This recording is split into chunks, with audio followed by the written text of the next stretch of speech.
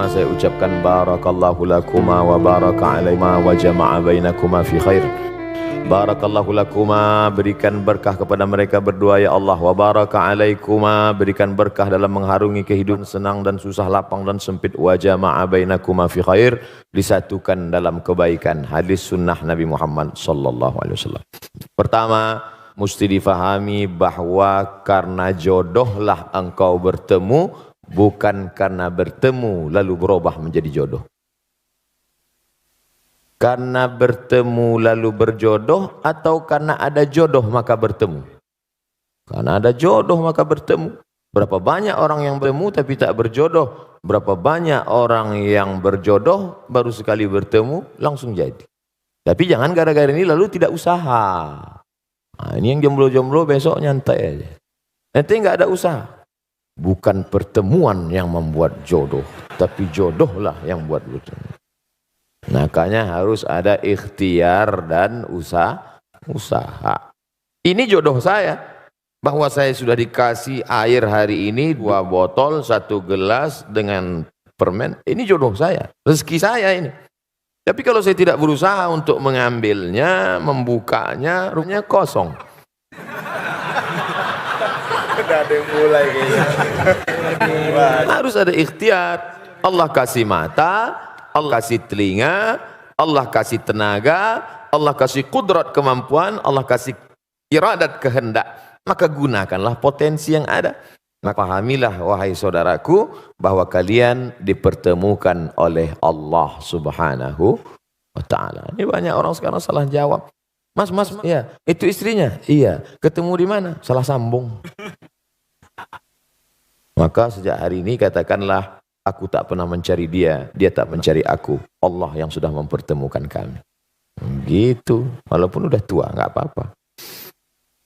Setelah yakin bahwa itu adalah skenario kehendak Allah, yang kedua, khuliqatil mar'atu min dhila'. Perempuan itu diciptakan dari tulang rusuk yang bengkok. Wajuha a'laha, tulang rusuk yang paling bengkok, yang paling atas. Tulang rusuk yang paling bengkok, yang paling atas. Idza akhazta aqamtaha kasartaha. Kalau kau paksa harus lurus, dia patah. Perempuan ini tulang rusuk yang bengkok. Kalau kau paksa lurus, patah dia. Tapi kalau kau ikut, kau jadi bengkok. Kan susah itu. Kalau diluruskan, patah dia.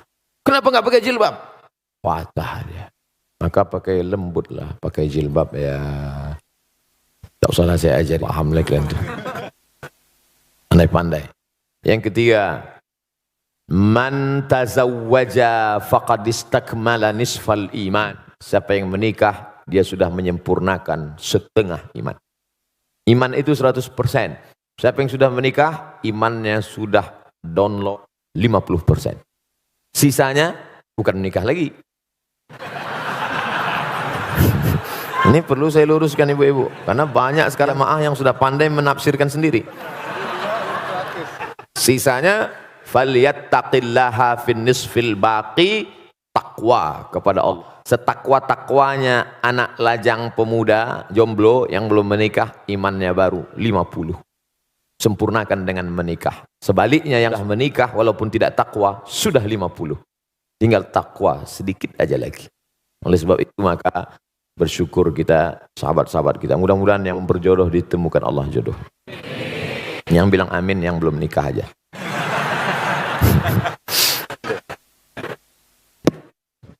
Masih ada. Ini baru 3. Yang keempat. Dulu ketika engkau sendirian, wahai saudaraku, yang kau urus solatmu saja. Yang kau urus jilbabmu saja. Oh, tak pakai jilbab. Tapi setelah kau menikah, sekarang ada beberapa gerbong kereta di belakangmu, tanggung jawabmu besar. Dulu yang penting sholat sudah, tapi sekarang kau sudah menjadi imam. Berusahalah menjadi imam yang baik. Kelima, nikah dalam Islam bukan hanya seks, tapi ada yang lebih bermakna daripada itu. Ada amal yang mengalir. Yang tak rajin sholat duha, stop kalau mati. Yang rajin baca zikir doa, habis kalau mati. Tapi yang menikah ada amal yang tidak mati. Waladun salihun, anak yang saleh. Mudah-mudahan dari kalian berdua dan yang lain-lain diberikan Allah anak-anak yang saleh dan saleh. Amin. Ya Rabbal Alamin. Berikutnya pertanyaan, Amar. Assalamualaikum warahmatullahi wabarakatuh. Waalaikumsalam. Selamat pagi Pak Ustadz. Selamat pagi semuanya. Ketemu lagi kita Pak Ustadz. Kemarin saya pernah bertanya sama Pak Ustadz. Ya. Dan saya tidak pernah bosan untuk bertanya lagi sama Pak Ustadz. Baik. Saya tertarik sekali dengan ceramah Pak Ustadz barusan yang tentang ngerusak diri, fisik maupun metafisik. Dan saya mengakui juga dulu, ini juga untuk menjadi contoh untuk semua saudara-saudara di sini. Saya mengakui kalau saya tidak berdaya dengan adiksi saya. Waktu itu saya belum pernah melihat, mendengar dan salah pergaulan hingga saya tiba-tiba ditarik oleh pihak yang berwenang.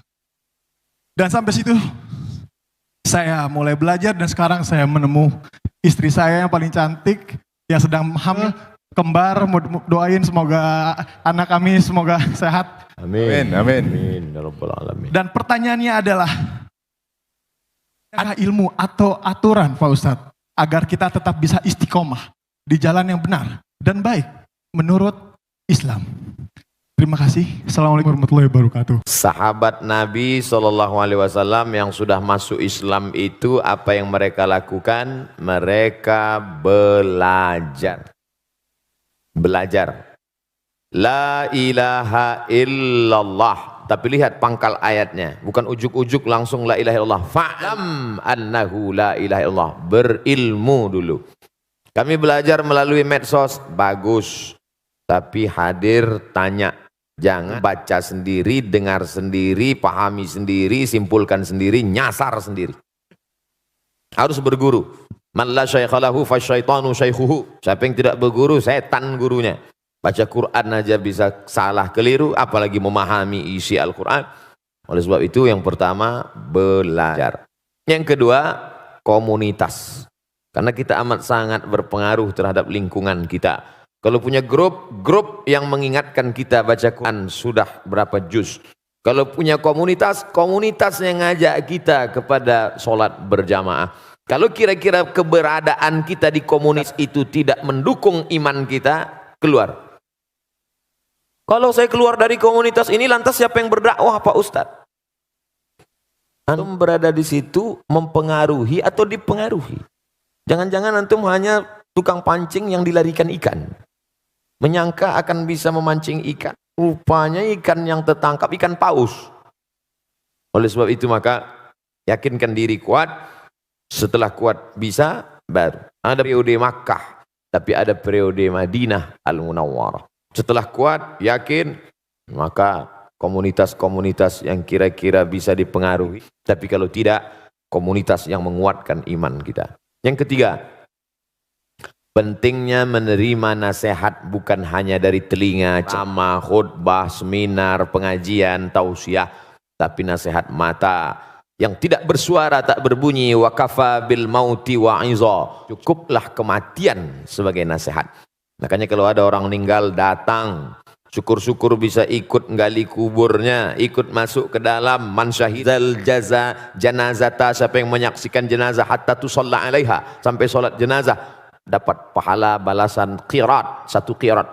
Wa man syahid janazata hatta tudfan, siapa yang menyaksikan solat jenazah ikut sampai ke pemakaman, lahu qiratan, dapat 2 qirat. Sahabat bertanya, wa mal qiratan ya Rasulullah? Apa 2 qirat itu wahai Rasulullah? Rasulullah menjawab, mithlul jabalainil azimaini, seperti 2 gunung bukit yang pahala besar. Apa hikmah di balik itu? Melihat nasihat dengan mata. Kalau dilaksanakan ini insya Allah masuk yang keempat, jangan lupa mohon doa. Makanya selesai pertemuan berdoa. Selesai, Ustaz doakan saya, doakan juga saya. Ustaz mohon doanya, doakan juga saya. Saya tak pernah berhenti mengucapkan itu. Karena kita tak tahu entah dari mulut yang mana doa itu menembus pintu-pintu langit. Boleh jadi kita merasa kita hebat, kita berilmu, tapi hati kita kotor. Ada dia yang bukan ustadz, bukan siapa-siapa, baru saja tobat, bersih hatinya sebersih-bersihnya. Lalu dari hati itu terpancar doa, dari doa itulah dikabulkan Allah. Makanya selalu saya katakan, doakan Ustaz Abdul Somad, doa dalam keadaan mati husnul khatimah.